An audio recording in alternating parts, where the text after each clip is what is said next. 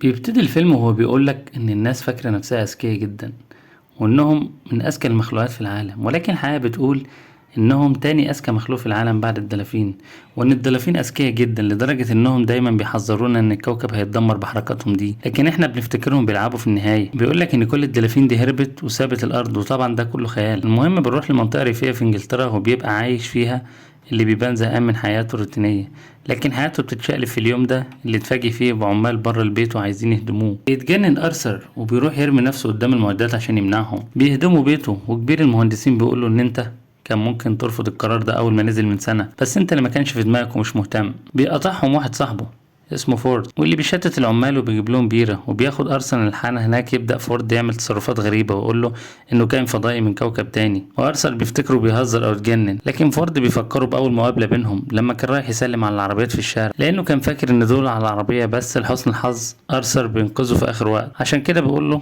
فورد انه لازم ينقذه من نهاية كوكب الارض اللي جاي ارثر ما يحلمش بباله. وبيوريله صورة بنت على موبايله اسمها تريش، بس بيبان عليه انه حزين جدا، وبيحكي بقى قصتهم وانه قابلها في حفلة.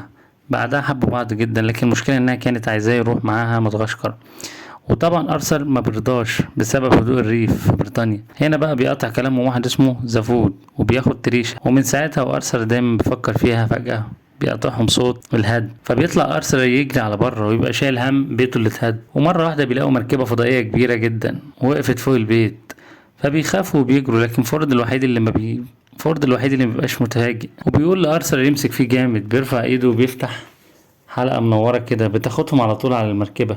المركبة دي بيبقى متحكم فيها نوع غريب من الكائنات واسمه الفوجنز. المهم بيبعت القبطان رسالة لكوكب الأرض بيقوله إن كان في خطط عشان يبنوا طريق سريع في المجرة، وعشان كده هيدمروا الأرض لأنها واقفة في طريقهم. وفعلا الأرض بتتدمر في لحظة. في الوقت ده بيعرف أرثر إن فورد كان صحفي، وهو اللي ألف كتاب نصائح عن الفضاء، وده بيبقى مكتوب فيه إزاي تروح لأي كوكب. بس أرثر ما بيهتمش وبيبقى عايز يرجع بيته. بس فورد بيصارحه بكل حزن إن خلاص الأرض اتدمرت، وفي الوقت اللي هم فيه كان بيدوروا على أي فجوة عشان يرسلوا أي إشارات بالخاتم بتاعه. بيقرا أرثر بالدليل عن الفوجنز، وبيعرف إن شعرهم ثالث أسوأ شعر على مستوى الكون، علشان كده بيعتبر إنه أداة تعذيب. المهم أول ما بيشوفهم القبطان فبيحذرهم، لكن أرثر ما بيكونش مهتم وما بيكونش فاهم حاجة من كلامه. فبيقوم فورد مدخل سمكة جوه ودن أرثر عشان تترجم له الكلام اللي بيتعذب من اللي بيسمعه، لكن أرثر ما بيفهمش القصيدة. وبعد ما بيخلص بيقول له ها إيه رأيكم في القصيدة؟ فأرثر طبعا بيكذب وبيقول له إنها عجبته جدا، لكن القبطان ما بيصدقهمش وبيعرف إنهم كدابين وبيطردهم من بره السفينة. بيفضلوا عايمين بقى في الفضاء وبتتغير أجسامهم لحاجات غريبة كده لحد ما بيلاقوا سفينة فضاء قدامهم، وبيلاقوا نفسهم جوه السفينة بس على شكل كنبة. وأول ما بيرجعوا لأشكالهم الطبيعية تاني، وبيتضح إن زفود هو رئيس المجرة، وبيشك إنه متراقب بسبب سرقته للمركبة واللي اسمها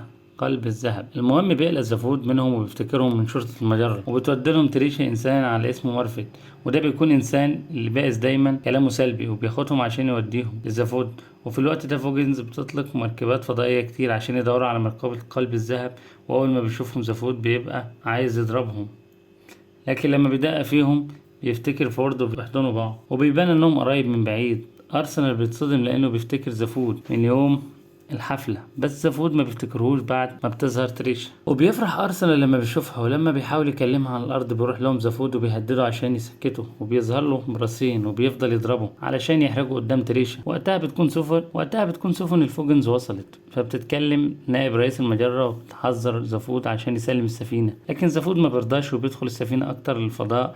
وقتها بيتكلم أرسنال مع تريشا وبيعاتبها إنها سابته وراحت مع زفود، فبتقوله إنها من زمان كان نفسها تعيش في حياة مغامرة زي اللي هي عايشاها دلوقتي والسفينة الفضائية، وبتوري له كل الأجهزة العبقرية، واللي من ضمنهم جهاز بيجيب له أي حاجة بيفكر فيها من غير ما يقول، وبتبقى فرحانة أو في حياتها. وأثناء كلامها بيخرج فارين من جيب تريش وبيشرح لها سبب سرقته لقلب الذهب، وبيقول إنه من كام سنة اتعمل كمبيوتر اسمه ديبيسون عشان يجاوب على الأسئلة الخاصة بالحياة وبكون كل حاجة. الموضوع ده خد 7 مليون سنة، وفي الآخر اتوصل ل 42 إجابة، لكن ما لقاش ولا إجابة. عشان كده كان لازم يعمل جهاز تاني أفضل. زافود بيكون عايز إجابة السؤال المطلق عن الشهرة، وعشان كده لازم يروح للكوكب، وده مش هيقدروا يوصلوا له الا بمحرك سفينة قلب الذهب. فبيستخدموا حاجة اسمها عدم الاحتمالية، ودي بتغير شكل السفينة للاشكال دي وبتنقلها لمواقع عشوائية، وطبعا التغيرات دي بتبقى على الركاب كمان، فبتحولوا لتماثيل ثابتة، وده بيدي فرصة للفئران انها تاخد كام شعرة من راس ارسنال. ولما بيرجعوا لشكلهم الأصلي بيكتشفوا إنهم وصلوا لكوكب اسمه فيرترو، وده بيبقى موطن منافس لزافود. فبينزل زافود للكوكب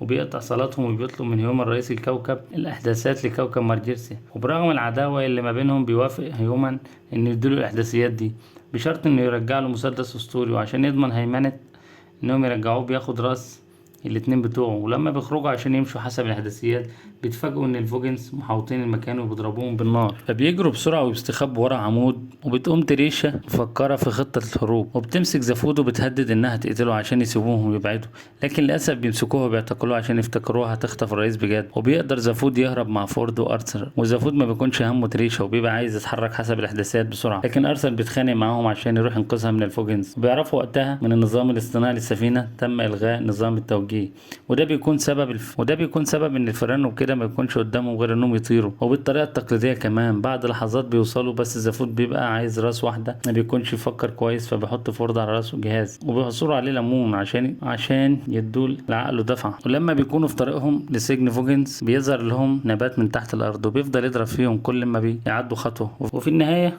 بيقدروا يفلتوا من النباتات دي، بس ده بعد ما بيكونوا انضربوا وتعجنوا كتير قوي. في الوقت ده بيستخبوا تريشا وبتتفاجئ لما بتعرف ان الارض اتدمرت، والسبب كان زافود لما وقع على اوراق تدمير الارض، وكان فاكر ان دي اوراق تخص عقوبة خطف الرئيس. المهم بيبقوا عايزين يخلصوا من تريشا وبيودوها للوحش وبيوصل ارثر وفورد وزافود لمكتب الاستقبال وبيحاولوا يطلعوا على قرار عشان ينقذوا تريشا، وبيفهموا ان تريشا ما كانتش عايزة تخطف الرئيس وان حصل سوء تفاهم، فبيوقفوا يدوم القرار اخيرا. وفعلا بياخدوا القرار وبيروحوا ينقذوا تريشا في اخر لحظه، وفي وقت ما كانت قبل ما تاكل، لكن لما بتشوفهم ما بتفرحش وبتضرب زافود بسبب تدميره للارض. المهم بترجع السفينه وبتحركوا حسب الاحداثيات، وبتفضل اشكالهم تتغير لحد ما بيوصلوا للكوكب، وبيبقى زافود فرحان جدا ومستعجل لدرجه انه بيتجاهل الرساله اللي بتظهر له واللي بتقول ان الكوكب مغلق مؤقتا، وبيصمم ينزل بالعافيه. لكن بيبلغوهم على الكوكب انهم هيرموا عليهم صاروخين، بس منظمه العفو الدوليه بتديهم ادوات تحميه عشان يتفادوا الصواريخ.